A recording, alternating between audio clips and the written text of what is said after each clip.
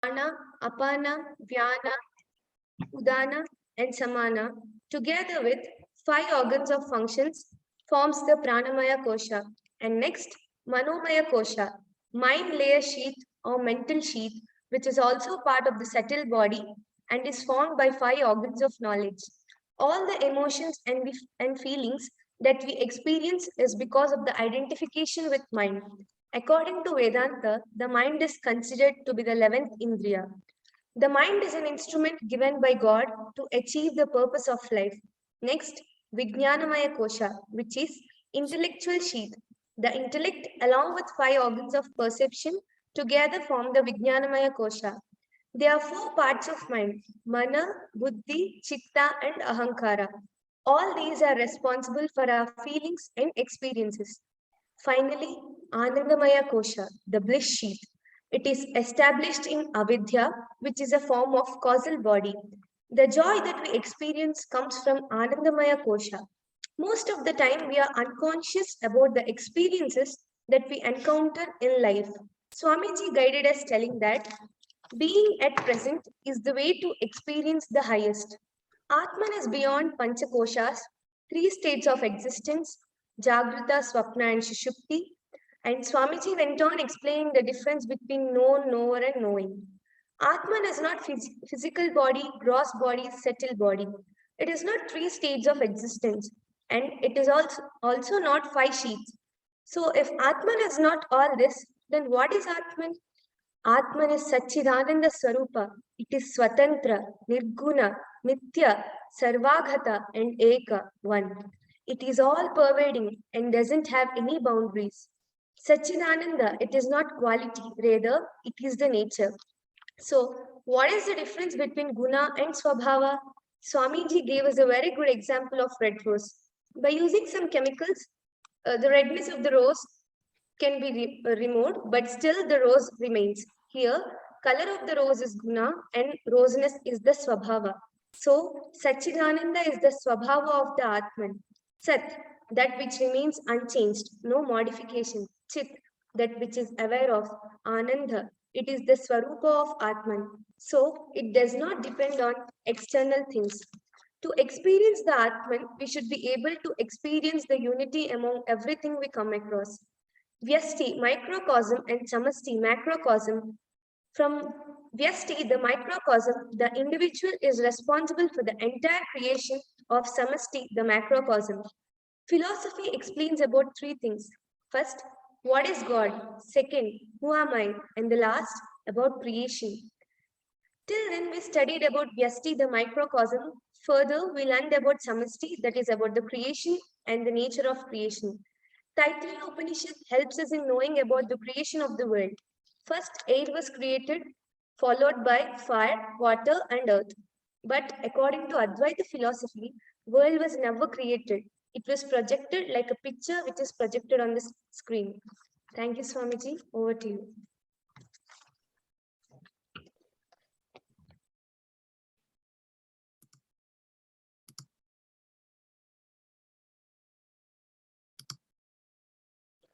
Jananim Sharadam Devim Ramakrishnam Jagadgurum Padapadme Tayo Shritva Pranamami Muhurmuhum Namah Shri Yatirajaya Vivekananda Suraye Satchit Sukasvarupaya Swamine Tapaharine. My dear students, very happy to address you all on this interesting topic, Tattvabodha, the Vedantic concepts, and which is a preliminary text, the Prakarana Grantha, before starting to study Advaitic text, advanced text. One of the student, where she briefed the entire my explanation of Tattvabodha of previous class, there are 1 or 2 things I would like to add. One should be added, the other is one correction I would like to add there. One is that when you say Sat and Chit Ananda, that is Swarupa, no doubt, Sat is not only unchangeable, and also it has to exist at 3 times, past, present, and future. Some things may be unchanged, but it may not exist at all times. So it is unchangeable, as well as it should exist at all times, at all the three periods of time, past, present, and future. So that is the full complete definition of Sat. And Taittiriya Upanishad explains the creation. So from the Brahman plus Maya, the ether comes. Ether or space, Akasha we say. Akasha, from Akasha, then Akasha Vayu, Vayu Ragni, Agne Rapa, Apa Prithvi. From ether, the fire, from fire, air, water, and earth. All these things comes one after another. So first it comes space. That is what ether or space or Akasha we tell. So that's one small correction I would like to add here. So as already you know that from Vesti point of view, from microcosmos point of view, who am I? We have read. Who am I have been known now. And it has been established in the two process. Now, for an example, what is the world? What is the pen? If you say, I can show the pen and say that, okay, here is the pen, you can see and you can understand. Because it is an object which we can see and which we can perceive by these five senses. Whereas the Atman is not an object, it is a subject, and it is myself, it is oneself. So we cannot pinpointedly show the Atman just like any other object. So this is the greatest problem for any philosopher, for any sage, to explain what is Atman. To establish or to explain the Atman, the nature of Atman, they use two methods. One is Soham, that is, it is, that is, and the other is Neti, Neti, not this, not this. So they have explained what is Atman through what is not, that is Shariratraya, Panchakosha, then Avastatraya. So I am different from all these things. Then who am I? Satchit Ananda Swarupa. So after explaining the microcosmos, that is myself or about individual, the question may come for you or for me. Then what about this world, objective world, which I am seeing, which I am perceiving, I am living, I am experiencing? What is the nature? Who created it? When it came into existence? How it came into existence? Why it came into existence? So on and so forth. Such type of questions can boggle us. Such type of question can haunt our mind. That is the reason the author is now switching over from microcosmos to macrocosmos, that is about the world, the universe, the cosmos, how it came into existence. The Jagat, we use the word, Sanskrit word, the Vedantic word called Jagat, how this world came into existence. The author is telling, Atha Chaturvimshati Tattvoti Prakaram Vakshamaham.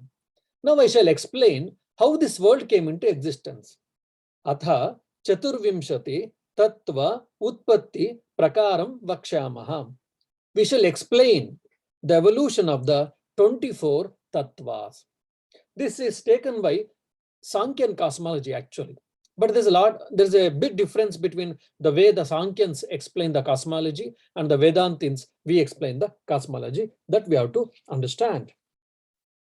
Before going into this cosmology, I would like to explain few background so that you'll be able to understand the cosmology. Now, for an example, there's a pot, beautiful, there's a pot, flower pot. Then who has created, if you ask, you will say that Kumbhara or the pot maker, the potter. How it was made? By using the clay. Now the pot maker or the potter is called efficient cause or nimitta karana.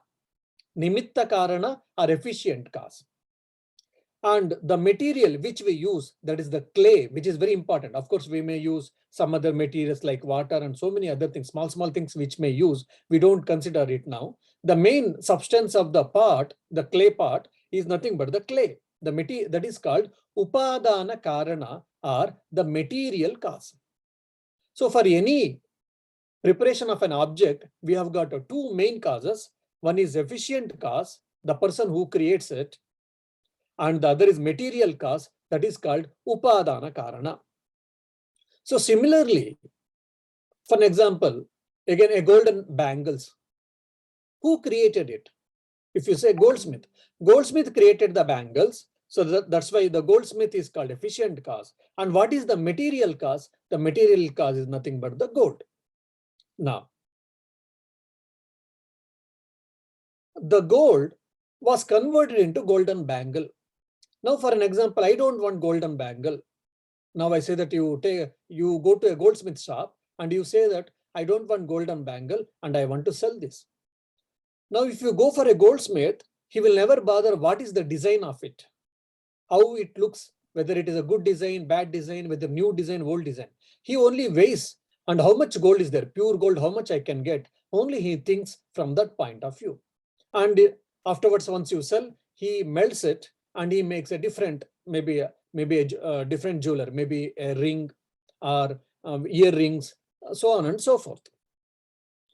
The gold has been, because it has been done in the particular shape, round shape, based on its name form, we have name as called bangle and it is called golden bangle.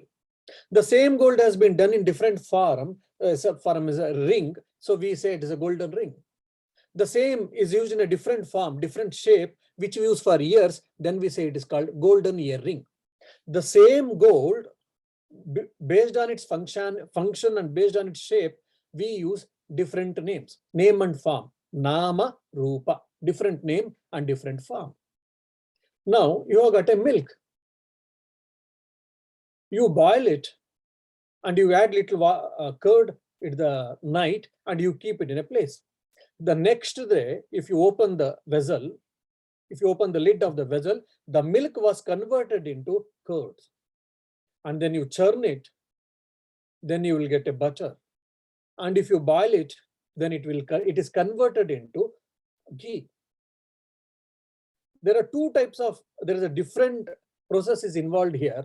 The golden bangle, based on different names, different forms, we have got different names. But the same substance is same, the gold. But whereas the milk has been converted into curds, curd is converted into ghee, butter is converted into ghee. So here both the processes are different. Now the question is, for the Vedantina, for whomever so, how this world came into existence? Who created this world? Why they created this world? When did they created this world? Etc. etc. All these questions comes. Now, if you see in the Puranic language, or if you see in the Dvaita language or Vishishtadvaita, that is qualified monoism and the dualism and Semitic religions, immediately they say that God created the world. And if you say in the Bible, God created the world out of nothing, which is against the science, which is against the logic. Now, God created the world, and for the creator is called Brahma, and the sustainer is called Vishnu, and the dissolver or destroyer is called Ishvara. We say this all in Puranic language we use. But it is not really much of scientific. Then who created this world? When it came into existence, if you ask, immediately we will say, though thousands of years, millions of years, and all we are saying today empirical science, but actually we are not able to tell how many years before this creation got started. Now the Advaita Vedantin, here the rationality comes beautifully in the Advaita Vedanta. We say that we don't know. The creation is anadi, it is beginningless. Why? Because why and when, the time and space, again, it is a very subtle point. I don't know how many people you will understand, but it's a very beautiful and very rational concept and idea also. When and how is nothing but the part of time and space causation. When the creation started, the time and space started. Because already I told, first create space, from space, Akasha. Akasha only, Akasha is nothing but the space. And the time is also the part of creation. When the time and space is a part of creation, then how can we tell that when did the creation start? It is irrational or illogical, or we cannot tell. So Advaitins tell that very clearly, that we cannot say when this creation started, because the time and space itself is a part of creation. This is one point. And the second is, now the God has created this world. If you say, how did he create? Oh, he has got so much power. He has got a lot of powers. He creates by mere wish. He can create anything and everything, because nothing is possible. Nothing is impossible for him. That's we say. But whereas the efficient cause, who is the efficient cause? Either Dvaita or Advaita or Vishishtadvaita or the Semitic religions, everyone say that the God. And even Advaita Vedanta also accepts the God. That is called Ishvara. Ishvara means not, it is not the Shiva here. Ishvara means Brahman plus Maya is called Ishvara. Saupadika Chaitanya. We describe it as, we name it as Saupadika Chaitanya. Upadi means Chaitanya, that is Brahman. It has got a Upadi. The Upadi is called Maya. Brahman plus Maya is called Saupadika Chaitanya. That we use the word name Ishvara. The Ishvara has created this world. He is called, that's why, efficient cause. Then what is the material? The potter used the material, the clay. The goldsmith used the material gold to create the golden ornaments. To create this world, what is the material cause? According to the Advaita Vedanta. According to the Advaita Vedanta, the material cause is nothing but Maya. The efficient cause, Nimitta Karana, is Ishvara, and the material cause, Upadana Karana, is nothing but Maya. That means what? And then Maya is the independent existence. Is it a different substance which exists apart from Brahman, apart from Ishvara? If you ask, no. This Brahman and the Maya both are inseparable. The Maya is nothing but the power of Brahman. How to understand? For example, the fire and the burning power or energy of the fire, or the water, and water has got a capacity to make wet everything, every substance. So that power of the water and water both are inseparable. Similarly, the fire and the burning power is both are inseparable. So similarly, the Brahman and Maya both cannot be separated. That means what? Totally, the Brahman is the Nimitta Karana and Upadana Karana, according to the Advaita Vedanta. The Brahman is the material cause as well as efficient cause, according to the Advaita Vedanta. So that means what? Brahman has created this world, and Brahman is the reason, even the material cause also for the creation. That means what? This world is limited, it is a mithya. So Brahman, how the Brahman, the unchangeable, as appearing as a changeable substance, this will be the logical question arrives from it. Here, the Advaita Vedanta says that, yes, you are right, your question is right. That's the reason we don't accept the theory of creation, which is against the rationality, which is against the science, like law of conservation of energy. What is law of conservation of energy says? Neither the energy can be created nor it be destroyed. It is only changeable. So that's why we accept theory of projection. Brahman is appearing as the world. Brahman is appearing as the world. For that, they give a reason of Yathorna Nabi, that is what spider. The spider, it creates a web.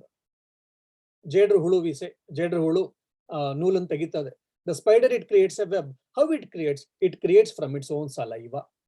So similarly, the Brahman itself is appearing as the world. So the Advaita Vedanta doesn't accept the theory of creation. Rather, it says that it is theory of projection. Now you may ask, how do we understand? Or what is the pramana for this? So here we can understand. Taittiriya Upanishad comes into our rescue. It helps us. What is that? Bahusyayam praja yeyete tat sruštva tadevanu pravishat.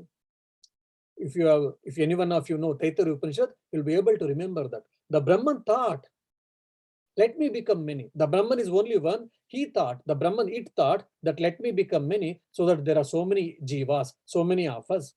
And tat sruštva, it created tadevanu pravishat.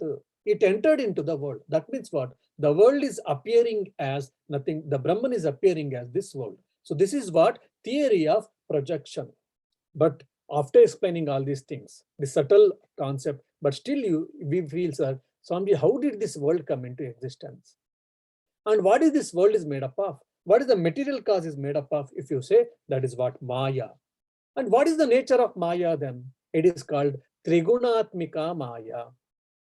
For example, what is the nature of Atman or Brahman? If you say, Satchit Ananda Swarupa, we said. Similarly, we have got nature of Maya. What is the nature of Maya? If you ask, it is called Trigunatmika. Means it has got three qualities, three gunas. What is that? Sattva, Rajas, and Tamas. These are the three qualities of Maya. And how this, from the Maya, how did this world was created? If you say, Tad Akasha Sambhutaha, from that Brahman plus Maya, from Maya, what happened? So Akasha came into existence. That is what space, ether or space. Actually, the right translation is space here. The space came into existence. From space, Akashad Vayuhu, the wind or the air came into existence from Akasha, from the space, and Vayu Tejaha. And from air, Teja, that is fire, came into existence. Tejasa Apaha, from the fire,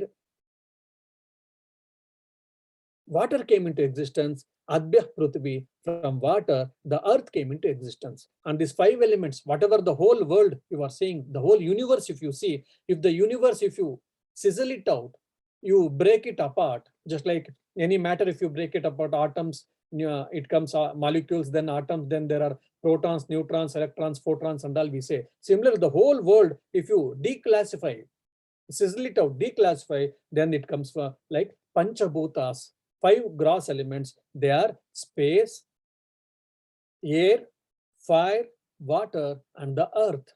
So these are the five things which is the whole world or the globe universe is made up of. So these five things came from the Brahman or Brahman itself. And again, now you may ask, how did this come? From Akasha, you said Vayu came. From space, you said air came. From air, Teja, Agni came, fire came. From fire, water came. From water, earth you came. And these five elements are nothing but this globe, universe you are saying. Then how did this come into existence? If you ask, then I say that we have got a theory called Panchikarana. I hope you remember in one of my class, I told. So here, Karya, the effect, is the world, and the Karana is Maya. And Maya has got three qualities, that is Sattva, Rajas, and Tamas. The Sattva is pure or knowledge in nature, Rajas is activity you can understand, and the Tamas means inertness we can understand. Now, after telling this, Panchikarana, if you rightly remember, I'll be, again, once more, I will explain in a previous one of my class I had told. Panchikarana is, for an example, we have got subtle five elements: subtle Akasha, subtle Vayu, subtle Agni, subtle Apa, subtle Prithvi. This is called Tanmatras. Subtle grass elements are called Tanmatras, and the grass five elements are called Panchabhutas. The subtle Akasha, if it is off portion, of course, in Tattvabodha itself, in the sutra form, it is there. It is very mathematically they have told. Whether if you know Sanskrit only, you'll be able to understand. Otherwise, it is not so. That's why I'm telling in a layman's language. Now, how from subtle Akasha, the grass Akasha is formed, if you ask, in the subtle Akasha off portion of subtle Akasha, 1/8 portion of Vayu, 1/8 portion of Agni, 1/8 portion of Apa, 1/8 portion of Vayu. All these mingled, all these mixed, then the grass Akasha is formed. Similarly, how the grass Vayu is formed, which we feel always, the Gali Bartaide and all, we say that the grass Vayu which we are able to feel, the subtle Vayu which we cannot feel or we cannot comprehend, the grass Vayu we can comprehend. The grass Vayu, how it came into existence? Subtle Vayu of subtle Akasha 1/8, subtle Agni 1/8, subtle Apa 1/8, and subtle Prithvi 1/8. This forms the grass Vayu. Similarly with Agni, similarly with Apa, and similarly with Prithvi. So the whole world, how it came into existence, here we have got with the theory of Panchikarana, we get how this world came into existence. Now in the future, in the next, after this explaining all these things, the author will try to establish Jiva Brahmaikya Vada. Jiva is individual self, Brahman is cosmic self or God or Brahman. We are both are one and the same. The individual self and the supreme self, essentially both are one and the same.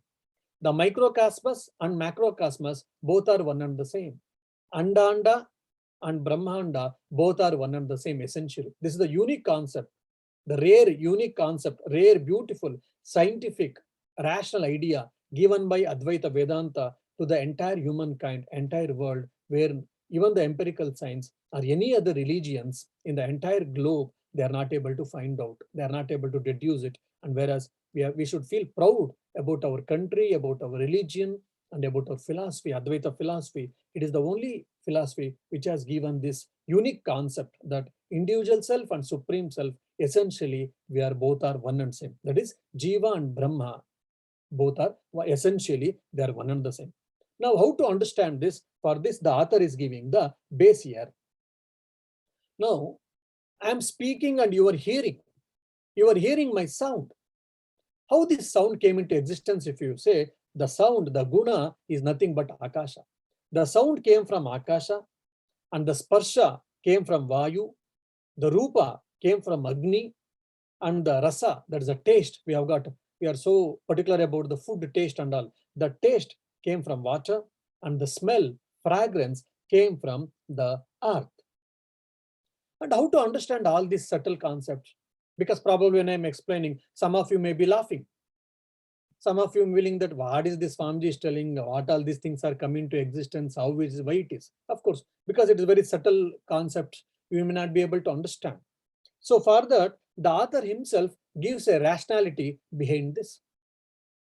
From sukshma, stula comes. From energy, matter comes. The condensed form of energy is nothing but the matter. Today, the science is accepting. The same thing we can see here. For an example, Akasha, the space or the ether. How to feel there is an existence of ether? Ether can only be heard by the sound. It cannot be felt, it cannot be seen, it cannot be tasted, or it cannot be smelled. Similarly with the Vayu, if you see, Vayu can be heard and Vayu can be felt. So only two gunas are there. In Akasha or the ether or in the space, only one guna is there. When it comes to fire, we can see three gunas. One is you can hear and you can see and you can feel. Whereas Vayu, you cannot see, only you can feel.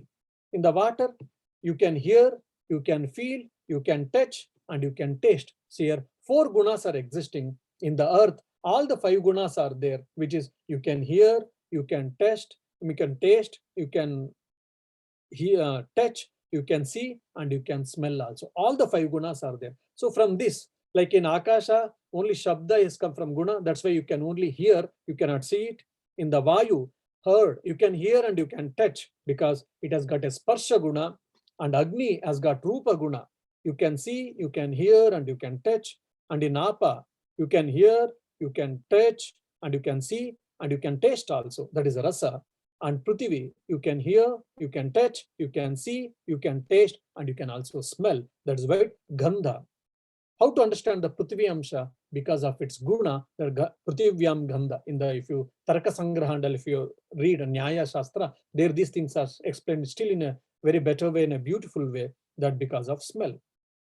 So when the elements are becoming more and more grosser, they are having more and more qualities, and the elements are becoming subtler, they are having less qualities. Even from this rationality, we can understand the gross elements or the gross things comes from the subtle elements. And today empirical science is proving that yes, the grossified form of energy is nothing but the matter. And Jiva Brahmaikya, how to understand? If you ask, the author will tell. For an example, we have studied three types of bodies. One is Stula Sharira, second is Sukshma Sharira, and the third is Kana Sharira. The Sukshma Sharira, what it has got, author told 17 components. 5 Gnanendriyas, Pancha Gnanendriyas, that is organs of knowledge. Then Pancha Karmendriya, 5 organs of knowledge, 10. Then Pancha Pranas, 5 vital energies, 15.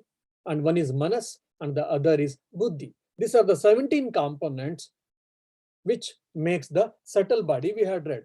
And these 17 components, how it came into existence, if you ask, now the author is telling from the sattvic aspect, this Pancha Gnanendriyas has come.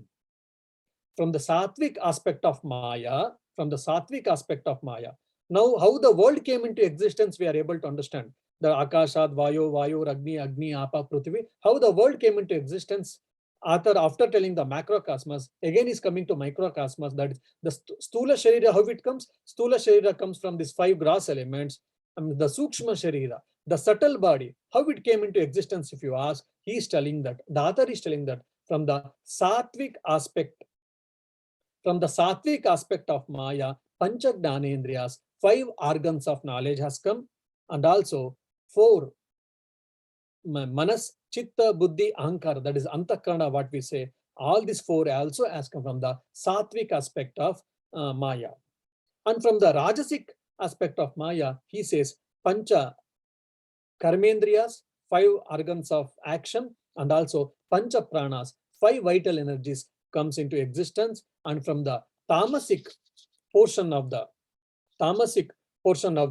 Maya, this Panchabhutas, that is the 5 elements which the whole world is consist of, the whole globe, the universe is consist of these 5 elements, and these 5 elements came into existence from the tamasic aspect of Maya, he is telling. That means what?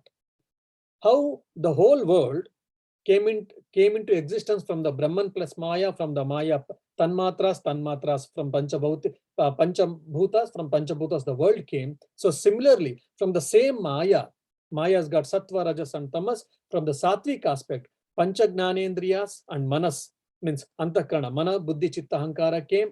And from Rajasika aspect of Maya, Pancha Karmendriyas and Pancha Pranas came into existence. And from the Tamasika aspect of Maya, these Panchabhutas have come, that 19 parts of our Sukshma Sharira has come. That's the reason we are telling that there is no fundamental difference between the individual soul as well as Supreme Soul, or rather it is from the individual as well as even the world. So in this way, rationally, the author is trying to explain that there is no fundamental difference or essential difference between the Anda and Brahmanda, that is individual as well as cosmos. That we have to understand. And again, one more unique concept, probably when I was explaining the Stula Sukshma Sharira, I had told, for every Indriya, there is a Adhisthana Devata. There's a presiding deity.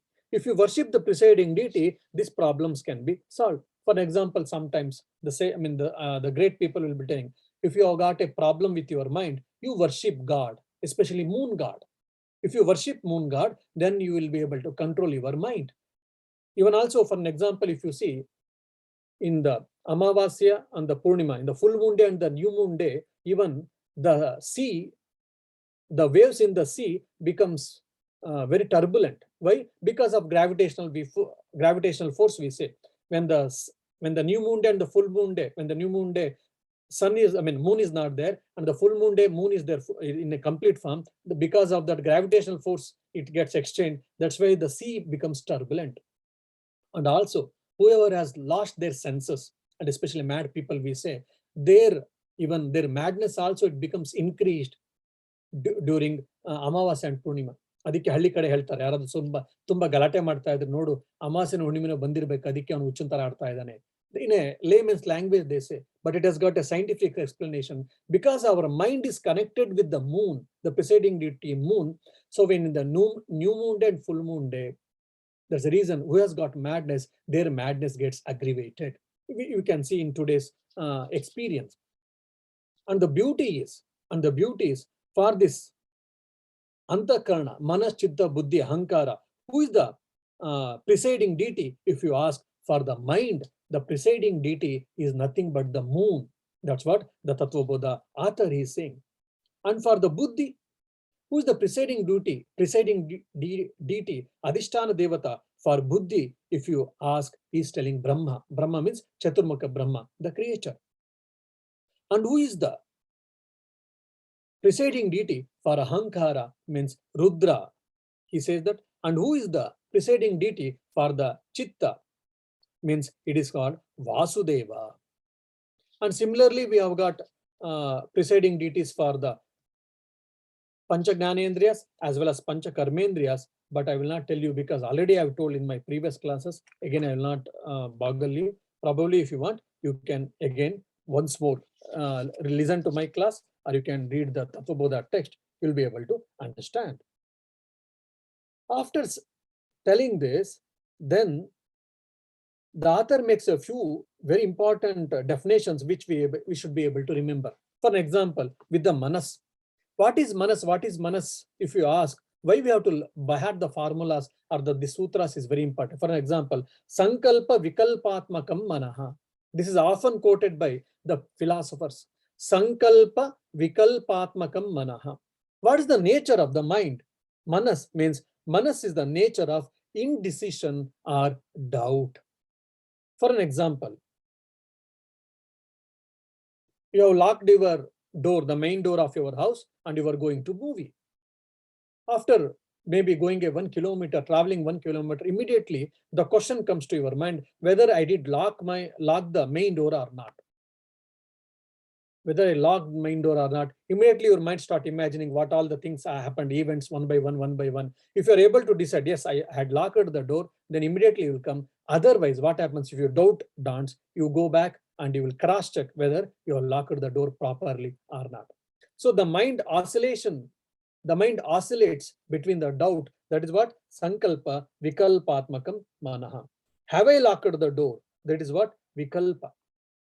So this type of oscillation, it comes here only the things comes of like judgment.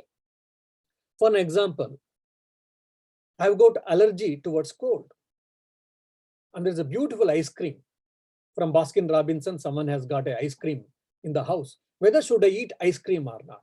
If I eat ice cream, definitely I will catch cold and my health may go down. My health may go bad. But still, I'm not able to control my desire.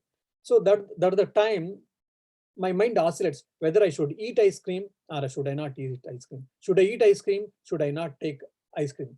Such type of doubting faculty is called manaha. That is what sankalpa vikalpatmakam manaha. Then your mind decides, whatever it may happen, let it happen. I will eat the ice cream. You decided to eat the ice cream. That is what nischayatmaka buddhihi means decisive faculty. Or you may decide, whatever may happen, let me suffer and let me eat ice cream and let me suffer, but I will eat ice cream. Some may say, or most of us we say. And some of the people say, no, because by eating ice cream, again, I have to suffer. I may catch cold, I may get fever, etc., etc. So instead of suffering, let me not consume ice cream. Let me not take ice cream. Saying that it will not, he or she will not eat ice cream, but it's his or her mind will decide that I will not take ice cream. I will not consume ice cream. Such type of decisive faculty is nothing but the buddhi. Nischayatmaka buddhihi. Then aham karta ahankara. What is this I we always say? Means I am the doer. The sense of the doership, the sense of the ego is nothing but the ahankara. Oh, who did this work? I did this work. That's the reason I expect the praise. Oh, I did so much work, but my sir didn't praise me. My sir didn't recognize me. My sir didn't acknowledge me. Why? Because of the sense of ego, sense of self-identity, and self-ego is there that I am the doer, aham karta, aham karta, aham karta. That's what ahankara. And chitta, what is this chitta? Memory. Chintana kartru chittam. The faculty of recollection or the thinking is nothing but the chitta. For an example, oh, soyam devadatta. Oh, is that same Devadatta?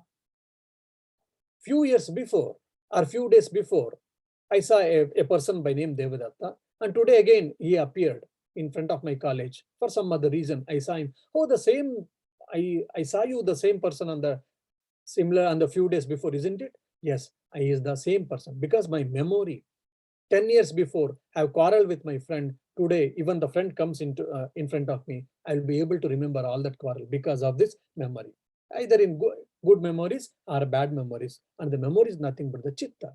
Once our once we advance in our age, we'll not be able to sleep properly. When we are small, our sleep is very good.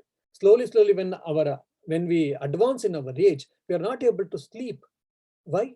Because our memories are filled with full of good and bad memories. As a result, will not have a sound sleep because of this chitta, because of the memories.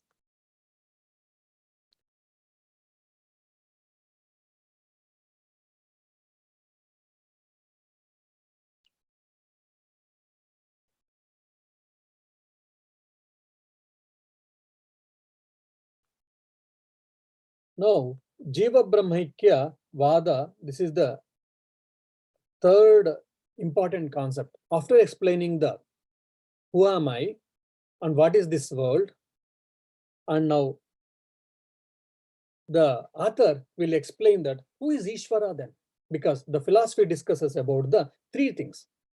One is who is myself, the second is what is this world, and the third is who is this God. So here the author is telling that who is the God or who is this Ishvara. If you ask the creator or the Bhagavan, who has got 6 type of qualities, he is called Bhagavanta.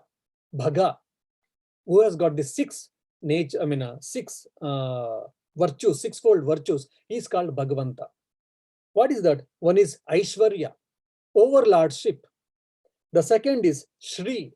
Shri means wealth or freedom. Also, it is explained freedom also, but generally it is explained as Shri. One is Aishwarya, overlordship. Shri, wealth. The third is Gnana, knowledge. The fourth is Vairagya, natural dispassion. Yashas, the glory. And Tapas, austerity. So these 6 qualities, who has endowed with these 6 qualities, he is called Ishvara. So after explaining who am I, after explaining what is the nature of the world, and here the author is also trying to explain what is the nature of Ishvara. So the Ishvara or the Bhagavan, who has got these 6 sixfold virtues, sixfold qualities, he is nothing but the Ishvara. So after explaining these things, then now the author is going to the new concept, Jiva Ishvara Aikya. After explaining the Jiva Ishvara Aikya, then he goes for the Tattvamasi, Ayamatma Brahma, Pragnanam Brahma, or Aham Brahmasmi, or Tattvamasi. These are the four Mahavakyas which is taken from the different Vedas. So Advaita Vedanta ends in discussing these 4 Mahavakyas, and especially it is taken everywhere, Tattvamasi, Tat Tvam Asi, that I am that. There is no fundamental difference. There is no essential difference between Jiva and Ishvara. There is individual self and the supreme self.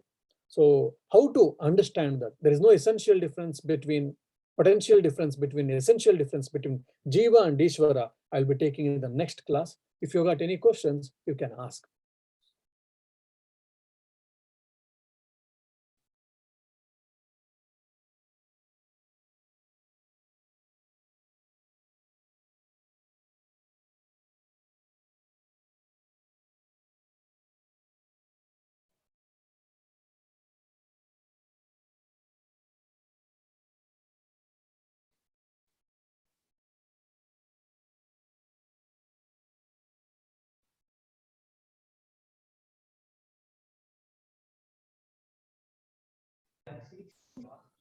Swamiji, I don't think so anybody has questions today. Okay, yeah, I can understand, because it is very difficult also today. The concepts were not that easy. It is a very subtle concepts. It needs some homework definitely for people. Sure, Swami, we'll go back and study once again, and if anything is there, next class we'll surely answer. Yeah, fine. We'll end the class with the Sahana Bodha prayer. Yeah.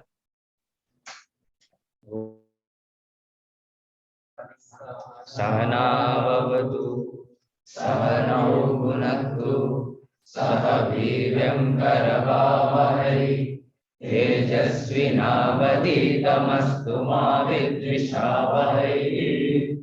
Om Shanti Shanti Shanti. Thank you, Swami. Yeah.